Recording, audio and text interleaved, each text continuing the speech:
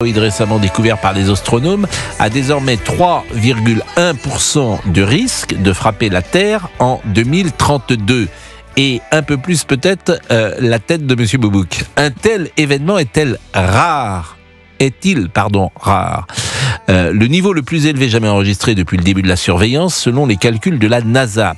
Alors, il pourrait percuter la Terre le 22 décembre 2032, selon les estimations d'Agence spatiale internationale. Mais encore une fois, 3,1% de risque. Ce qui est énorme. Et moi, évidemment, la question que je vous demandais hier, c'est quelle est la taille de l'astéroïde ? Parce que si c'est un petit astéroïde, là, je m'amuse moi-même, parce qu'en fait, je n'imagine pas que la Terre puisse être détruite. Je vous rappelle qu'il y a eu un hiver nucléaire. La dernière fois qu'un immense astéroïde a percuté la Terre, les dinosaures s'en souviennent, si j'ose m'exprimer ainsi. Vous avez des témoignages, oui. Croyez-moi, ils s'en souviennent puisqu'ils ont disparu. Et il y a eu je ne sais combien de temps d'hiver nucléaire, je ne sais plus si c'est des milliers d'années, où le Soleil n'a pas lui. Alors, Olivier Sanguy, il est responsable de l'actualité spatiale à la Cité de l'Espace à Toulouse. Il est interrogé par Laurent Tessier pour Europe 1 et on lui pose cette question toute simple. Quelle est la taille de cet astéroïde, pardonnez-moi, quelle est cette taille qui viendra nous percuter dans 8 ans ?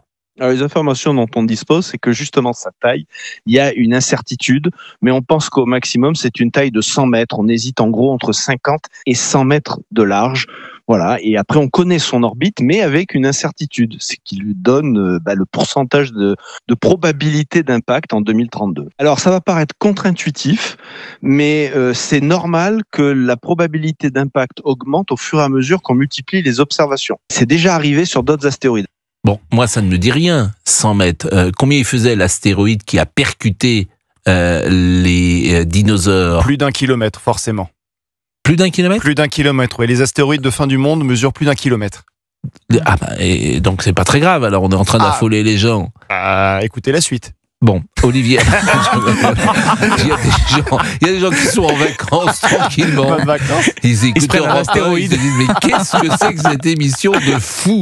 Comment s'appelle le film qui raconte cette histoire, qui est sur Netflix d'ailleurs ? Il y a un film très célèbre que moi j'ai vu. Avec Qui raconte quoi exactement ? Qui raconte qu'un astéroïde vient percuter la Terre, avec le garçon qui joue dans Titanic.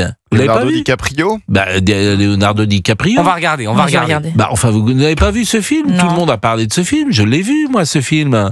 Géraldine Amand va le trouver. Olivier Sanguy, donc responsable de l'actualité spatiale à la Cité de l'Espace à Toulouse, toujours interrogé par Laurent Tessier. Quels sont les risques ? Déjà, on peut totalement écarter la fin du monde. Voilà. C'est clairement un astéroïde de 100 mètres. C'est bien connu puisqu'il y a des études depuis des décennies de la part d'instituts d'astronomie ou des agences spatiales, notamment la NASA, l'Agence spatiale européenne, l'Agence spatiale française CNES, l'Agence spatiale du Japon. Vous voyez, il y a une coopération internationale sur ce sujet. On sait qu'un astéroïde de 100 mètres, c'est en gros un astéroïde qui rase une grande ville. Alors vous allez me dire, c'est catastrophique. Oui, mais c'est absolument pas la fin du monde.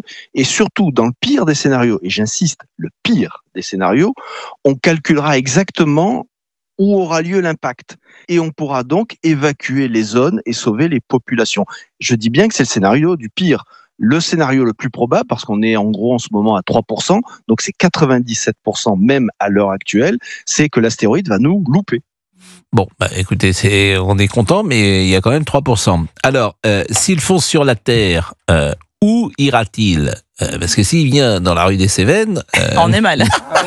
Je suis pas au mieux. La rue, oui, On n'est pas au 15e. Vous perdez vos 2 antennes. Je préfère qu'il aille sur une antenne concurrente. Votre ami l'astéroïde, je l'appelle, c'est le Y4.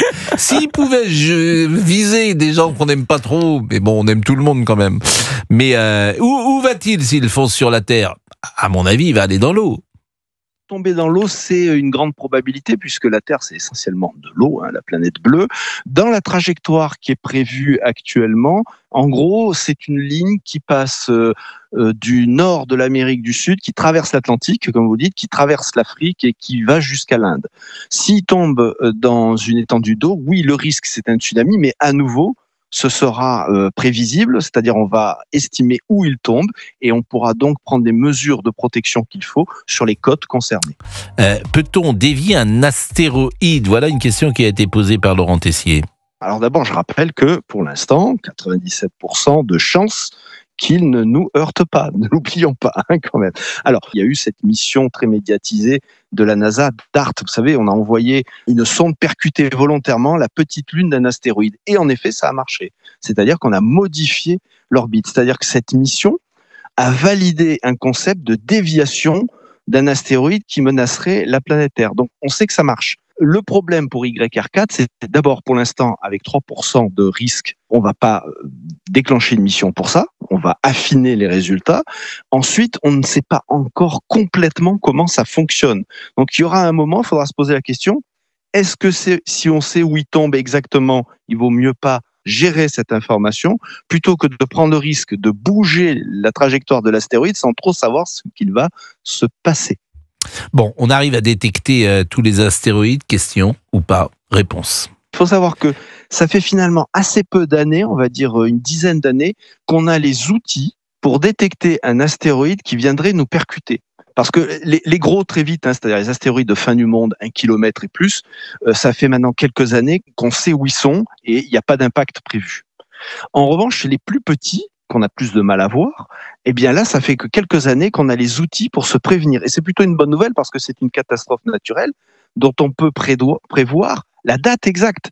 Les tremblements de terre, on ne peut pas. Les tsunamis, on ne peut pas. On est surpris. Là, on peut les voir venir. Donc, il faut quand même voir le côté bonne nouvelle. C'est qu'on a une date. Donc, on peut se préparer si le pire doit arriver, ce qui n'est pas garanti pour l'instant, fort heureusement. Alors c'est sympa ce qu'il nous dit Olivier Sanguy, il nous dit que si la fin du monde est programmée, on saura quand elle arrive, donc on saura avant. Donc vous imaginez, c'est un scénario de fou quand même, parce que ça peut, comme ça a existé une fois, ça peut revenir, par définition. Tout ce qui a existé une fois peut revenir. Et je rappelle que les dinosaures ont disparu du sol de la planète après qu'un astéroïde a percuté la Terre. Alors le scénario de fin du monde, et je vois que vous étiez en pleine forme ce matin, vraiment, cher Laurent Tessier, parce que vraiment, vous nous mettez en joie avec ce sujet. Le scénario de fin du monde, écoutons Monsieur Sanguy, je rappelle qu'il est responsable de l'actualité spatiale à la Cité de l'Espace à Toulouse. Quand c'est autour d'1 kilomètre et plus, on est vraiment sur une destruction globale de la planète.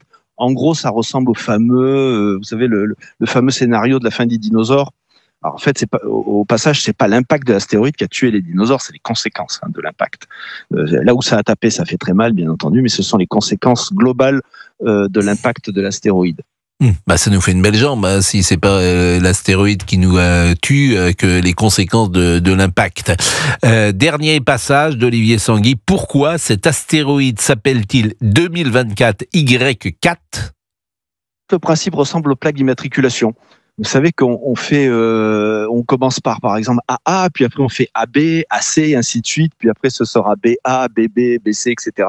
Et YR4, 2024 parce qu'il a été trouvé en 2024, et YR4, c'est tout simplement l'implémentation de ce système d'immatriculation qui augmente en fonction du mois et du jour où on le trouve. Je ne panique pas, assuré à l'AFP Brudbetsk de l'organisation américaine Planetary Society, tout en appelant à surveiller de près cet astéroïde. S'il venait à s'écraser sur la Terre, son impact pourrait être 500 fois plus puissant que la bombe nucléaire d'Hiroshima, selon les estimations actuelles. Au début des années 2000, l'astéroïde Apophis avait agité la communauté scientifique internationale avec ses 2,7% de chance de frapper la Terre en 2029. Une probabilité d'impact qui était rapidement passée proche de zéro. De même, les prévisions sur 2024 YR4 devraient évoluer prochainement à mesure que seront recueillies d'autres données permettant d'affiner sa trajectoire et son profil. Mais si je voulais retenir une seule chose de ce qu'a dit Monsieur Sanguy, c'est qu'effectivement, ce risque qui est faible, mais si cet astéroïde percute une ville, écoutez ce qui se passe. On sait qu'un astéroïde de 100 mètres, c'est en gros un astéroïde qui rase une grande ville. Alors vous allez me dire, c'est catastrophique. Oui, mais c'est absolument pas la fin du monde. Et surtout, dans le pire des scénarios, et j'insiste, le pire des scénarios, on calculera exactement où aura lieu l'impact.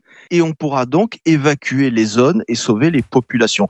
Non mais vous vous rendez compte, sérieusement, parce que là on s'amuse à se faire peur. Mais j'entends, c'est pas la fin du monde, j'entends.